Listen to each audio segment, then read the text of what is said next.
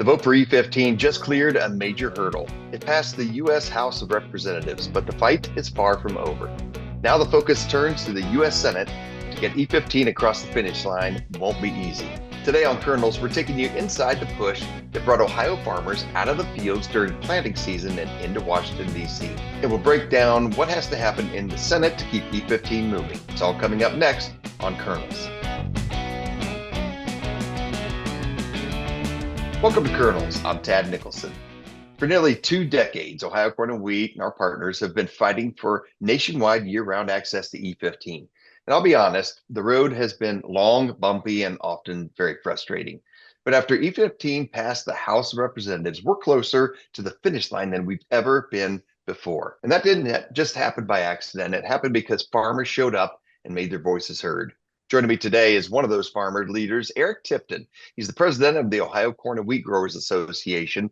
Eric was part of the last-minute push in Washington, D.C., helping to get this bill through the House. We're also joined by Luke Crumley, Director of Public Policy and Sustainability for Ohio Corn and Wheat, to help us break down the vote and what it'll take to get E15 through the Senate. Hey, Eric, let's start with you. You and other farmers from all across Ohio and across the country really did something that just doesn't happen this time of year. You left good planting weather, went out to Washington, D.C. Talk about why it was important for you to be there in person on the days leading up to this important vote.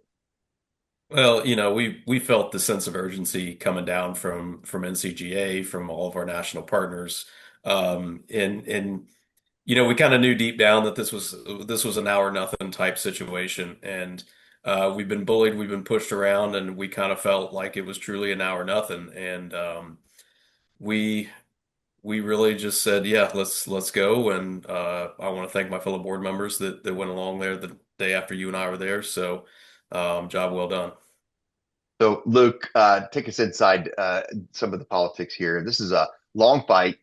There were a lot of moving pieces behind the scenes. What had to happen to get E15 passed in the House? This is a long case example, Tad, of politics making strange bedfellows because we didn't get here as an industry by ourselves.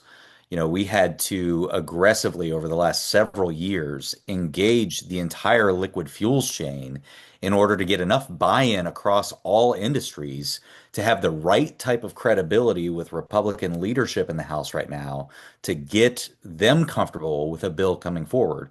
I want to put this in scope, though. When I say the liquid fuels industry, because of our coalition with partners like the fuel retailers and the American Petroleum Institute, we really had something close to 96% of the fuel supply chain involved in this lobbying effort. So this was not just our push. This was a massive effort, but farmers played the critical role in providing that meaningful homegrown fuel narrative that's so important right now as consumers look for less expensive options at the pump. They're also recognizing that international turmoil and things far outside of their control are helping drive these prices.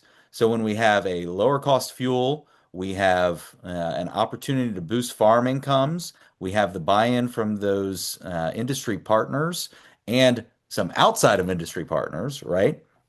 All of that came together at just the right moment for Republican leadership to finally follow through on some promises that we felt they haven't lived up to. Now they've done it, and we got a vote. And this wasn't a Republican only bill. We got to 218 in the House. We got to that majority number that we needed. But if you look at the voting record, there were a lot of Democrats and a lot of Republicans who came together to make this happen. It couldn't have happened without consistent engagement over a long time. I've only been part of that for 7 years. Tad, you've been working on this most of your career here Almost, at Ohio Corn yeah, Wheat. 10 to 15 years now. So, yeah, you, Eric's you, entire time on our board, yeah. most of our board members right now, this has been the number one issue that they've engaged on year after year after year. And we've only gotten to this point because of all of that hard work. And we're only going to be successful in the Senate if we don't take our foot off the gas pedal now.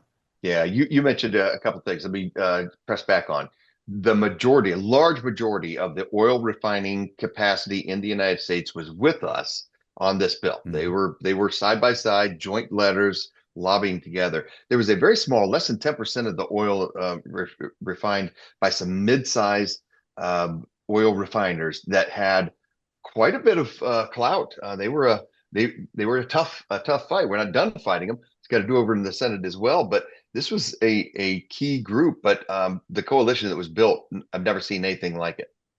Yeah, a lot of folks, when they talk these really thorny political issues, they focus on Republican versus Democrat.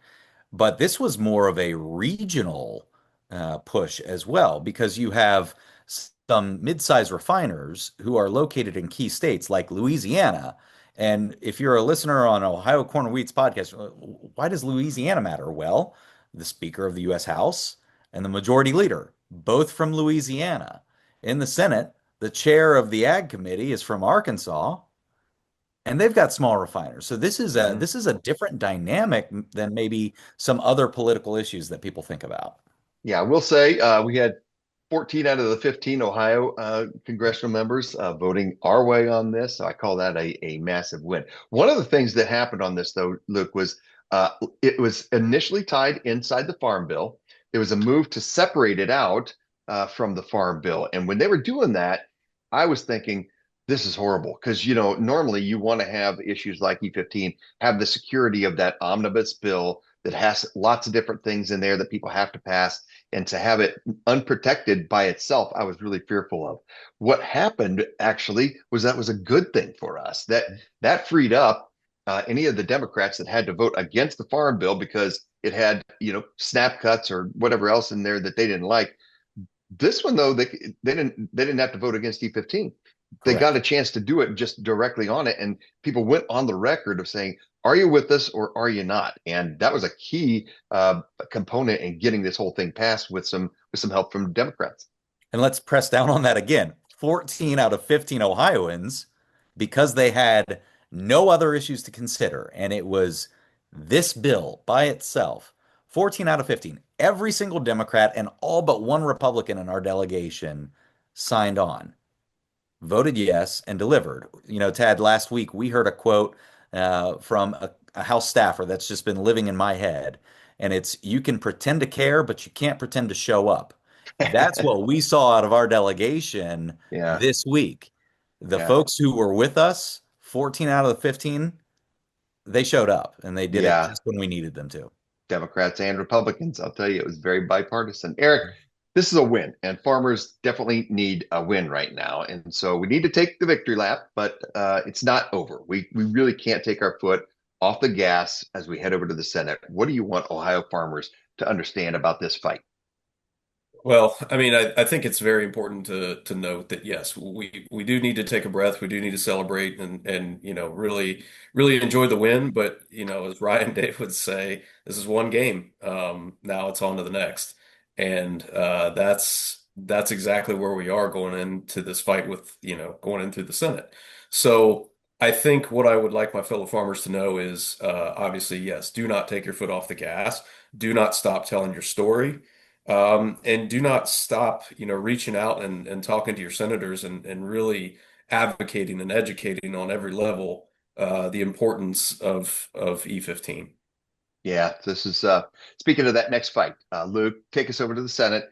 Walk us through what's got to happen. I mean, we're going to have to do some guessing here because there's a lot of moving parts over there, a lot of scenarios that could happen. What are some of the likely things that might happen to get E15 through the Senate? Ted, you've lived this out. When folks don't live in politics and they don't follow politics day in and day out as part of their career, it can seem like the Senate and the House are just different versions of the same thing. They are very different legislative bodies. They have different rules, they have different makeup, they have very different personalities. And what sways an individual senator can look very different from one state to the next. So we're right now in the process of evaluating, okay, House is in the rearview mirror for now.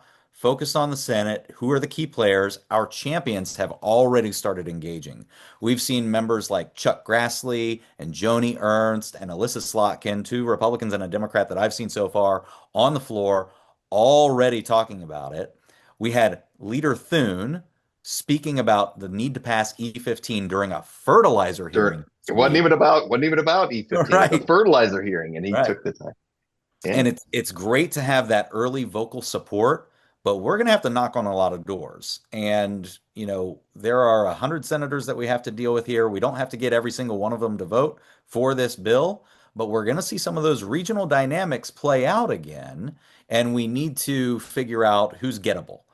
So that's the work that's happening in partnership with our national team, with the broader coalition that's working on this.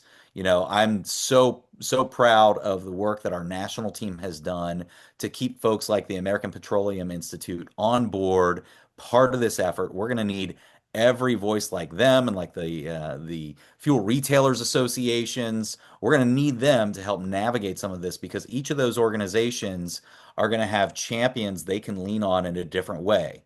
This can't be done just through Midwest nice, like we've tried Mhm. in the past. We need to be prepared to go all in again. That's why it's so critical that folks renew their memberships, that they recruit new members, so that those members of Ohio Corn and Wheat are receiving our text alerts, our calls to action via email, so that they know when it's important to pick up the phone and call Senator Husted and Senator Moreno. We're going to need both of those senators talking about the value here, not only for Ohio corn, but for Ohio fuel retailers, Ohio car manufacturers, and Ohio refiners. Mhm. The value of delivering a permanent solution here and creating certainty in this market is going to benefit everyone. We have to get through the politics to get there. So this likely is going to be rejoined to the Farm Bill once it gets over to the Senate. That was the plan that everyone was kind of working out. Separate it in the House, get it done as a standalone, bring it back together into the Farm Bill in the Senate, and then move it along with the Farm Bill. What month will the Farm Bill get passed in the Senate? I'm not willing to make a prediction like that. I think you're going to have to go on to one of those gambling apps to I pull mean, a off lot of something like scenarios. that. This is where we're guessing. A lot of scenarios. So Yeah, so we may as we tease out the information that we are getting from folks who are championing this already in the Senate, we may land in a position that this could be something that gets delivered separate from the Farm Bill out of the Senate as well. I'm not afraid of that fight. I know that when I've talked to Eric and our growers, they're not afraid of that fight either. So we have to gear up for a couple of different possibilities here. And it may be time-wise more advantageous for Republicans in particular to deliver a consumer price piece of legislation faster than they may consider a farm bill. Let's remember that the Senate hasn't had a hearing on the farm bill yet. mhm. So, depending on too many factors to count here, our strategy has to adjust to the reality that we're going to start seeing on the ground in the Senate as our team gets there and starts pushing this in the coming weeks. That was an artful dodge. I'm not going to give you That's a okay. No, no, month. it was a loaded question because it Yeah. could be, who knows? It could be a lame duck thing at the end of the year where we're really hoping for it. It could happen. If I were them, I'd want it to happen before the elections so that the Republicans can, claim that win. We'll see. I mean, there's a lot of strategists that are working through this, but you're right. It's going to be a wild time over there as well. So for right now, we're taking this win. But let me take a minute and really and speak directly to the farmers watching, because if you're not a member of Ohio Corn and Wheat, Luke said it yet, you need to be a part of our winning team. This is an organization that works for issues that actually matter to the bottom line of every farmer in Ohio. And so if you have to pause this podcast right now, go to ohiocornandwheat.org, hit join now, because when we send out these calls to action, it only goes to our members. You got to be a member of ours in order to be a part of this fight. And it's something that's worth fighting for. So I want to invite you to do that today. Eric, if there's farmers out there that ever have questions about, does this really matter? All these phone calls, these calls to actions you guys are asking for, the emails, the text messages, and that, does it really matter? Are you making any difference at all? What do you say to farmers like that? Well, I think that, what we just accomplished is a perfect example of why it's important to be a member. When the weather's perfect and, you're out there, farming and doing all the things that you should be doing as a farmer, there's people that have your seat at the table. And it's important to be a membership to support those people when they go to do things in Washington, D.C. in the prime time of planting. So, this just goes to show how important it is to have people having your seat at the table. Final question to both of you. What gives you the most confidence that we are actually going to get this thing done this year? Luke, start with you. Well, I'm gonna take a step back and, as we look at how long it's taken to get here, the energy around this started ramping up in December of 2024. And I'm still waiting on final numbers from all of our partners here. But the last count that I heard, Tad, when you look at the corn team, all of the states, our national team, from December of 2024 to now, over 19,000 messages went to Capitol Hill. Yeah. 19,000. Now that's only electronic messages that we can track. That's not counting district visits. It's not counting phone calls. It's not counting times that Eric Tipton got on a plane and flew to DC to knock on doors personally. We're talking over 20,000 easily messages in a course of a little over a year. The reason why I'm hopeful is that I know our growers haven't lost energy on this issue. We've always worried about that. We've worried about advocate burnout. But the closer we're getting, the more amped up the growers that I'm interacting with are. And I know you've seen it too in our board members and our grassroots teams that go out there. When they're engaging in this process, they're not walking away exhausted. They're walking away ready to run through a wall. And that's exactly what we're going to need in the coming months. Yeah, we've said it before. Here's the price. It's if a conservative estimate on getting this done is 500 million bushels of corn, new corn demand. And that's not nothing. That is something that matters. It's a market moving number. And we think that that is enough reason. And I think that's why farmers have not lost enthusiasm about this. Eric, what gives you confidence? Well, I mean, this feels like the longest boxing match known to man. We have we have taken our fair share of blows on this, and the fact that this got through the House is what truly gives me the confidence, and because it just goes to show that we can do this. I mean, we went into the ring with a pretty big dog. And we came out on top, and the other thing that gives me a lot of confidence is, when we took those flights and we took those trips to DC, and you walk into the rooms with all of our partners, whether it's RFA, whether it's NCGA, and you look around the room at all the people that are there you know, supporting corn farmers, and really pushing for this. The energy level that Luke mentioned is real. So I think that we needed this. We needed to get this done. We needed to get this through the House to keep the confidence up and to keep from getting that advocacy burnout, I think that you referred to it. Because now I truly feel like our confidence is restored. I know we can do this. And when you go up to against some of the folks that we were going up against, um, and you come out with a W, feels pretty good. Yeah, I like our team. I like our chances. But Eric, Luke, thanks for joining me today. Thanks, Ted. The vote for E15. This has been our number one priority for years and years. Standing up for farmers, Ohio Corn and Wheat and grower members took the fight to the nation's capital. We are in D.C. today knocking on doors for a last-ditch effort. This is a big deal. Lining up support, educating lawmakers, and making sure the voice of Ohio Corn and Wheat Grower Association members was heard. We're going to be fighting for E15 year-round. The hard work paid off, but there's still more work to do in the U.S. Senate to make E15 a permanent reality. We made it one step closer to get a year-round E15. If you're not a member, sign up now. We need every Ohio farmer to keep the momentum for E15 going. Every business makes its own path, and every future comes with tough decisions. Whether you're planning for tomorrow, protecting the people you love, or building something meant to last, you deserve advisors who understand your world. At Element, we know your business is personal. We take the time to listen, to learn what matters most, and to protect what you've worked so hard to build. Let's take the next step together. Visit elementrisk.com today to get started.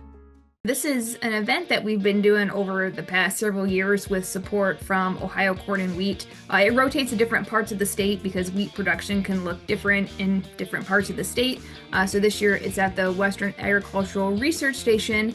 And I think there'll be a lot more focus on wheat economics, especially in that type of area, Western Ohio, where farmers can plant wheat and also double crop soybeans to really maximize their whole farm profitability. I guess I hope they learn from researchers at Ohio State. We also have a guest speaker at University of Kentucky, but I also hope they learn from each other. So of course, we like to pass on our research results, but there's a lot of value of in-person meetings and those casual conversations, whether they're in the field or at lunchtime. Hopefully, farmers can learn from each other as well. It's about a half-day commitment, so we'll start in the morning with registration around 8:30, and then lunch will be at noon, and then lunch is complimentary from Ohio Corn and Wheat. So after lunch, that's the end of the field day, but people are always welcome to stick around and talk more if they have questions. But it's, roughly that 9 a.m. to lunch. This is a great networking opportunity, both from, the OSU side and the farmer side. I always like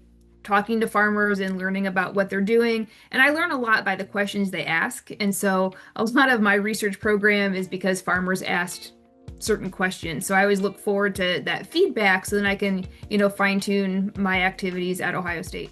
A lot of the topics on this agenda is because of what board members said they're interested in. So it's nice to be able to tailor a field day to really what is going to meet people's needs or get them interested the most. So I just appreciate that ongoing relationship and feedback from the board.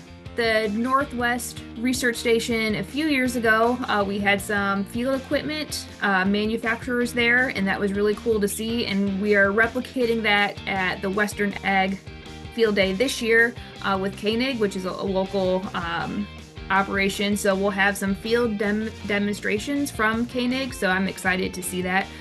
Field equipment always, I think, makes farmers more excited than maybe just research or field research. So I think that demonstration will be really good. They're going to do some weed control demonstrations with their equipment, and we'll also have Dr. Alyssa Essman and Dr. Eugene Law present to help answer questions related to weed control as well. So we'll have Grant Gardner. He's covering wheat profitability, and I think he'll be focusing on wheat plus double crop soybeans. We'll have information about a wheat desiccation trial. So this is where we apply products to wheat. Sounds bad to kill it early, so you can harvest it early, protect seed quality potentially if the weather is bad, and get back into your field for double crop soybeans a little quicker, because we know the later you plant soybeans, the less it yields. High input wheat research project. So this was funded by Ohio Corn and Wheat a couple years ago, looking at what practices maximize wheat yield, but also profitability, because yield and profitability are not the same thing. So we'll look at both. Then we'll have the field demonstrations with a focus on weed control, and then a farmer panel at the end right before lunch. So you'll have some of the speakers there, plus some farmers to talk about what they do with wheat. It is on June 17th. Registration is open now, and early registration is always handy, but at least registering a week ahead of time is useful. That way we can make sure we have a good lunch count. There is a website, a Qualtrics registration link. It's go.osu.edu/wheat26. In Ohio, grain is more than the harvest. It's a family story, written season after season.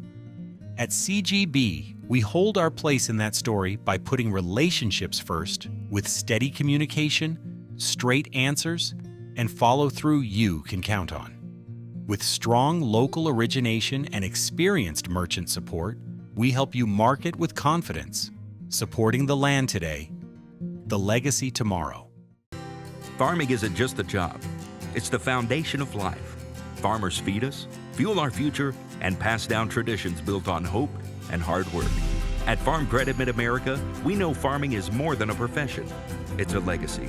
That's why we stand shoulder to shoulder with farmers, offering agricultural loans, insurance, and education.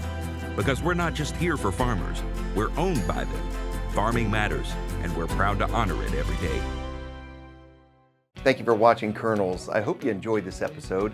If you did, please subscribe to this YouTube channel to stay connected with great content and conversations from Ohio Corn and Wheat. You can also follow us on Facebook and our other social media platforms.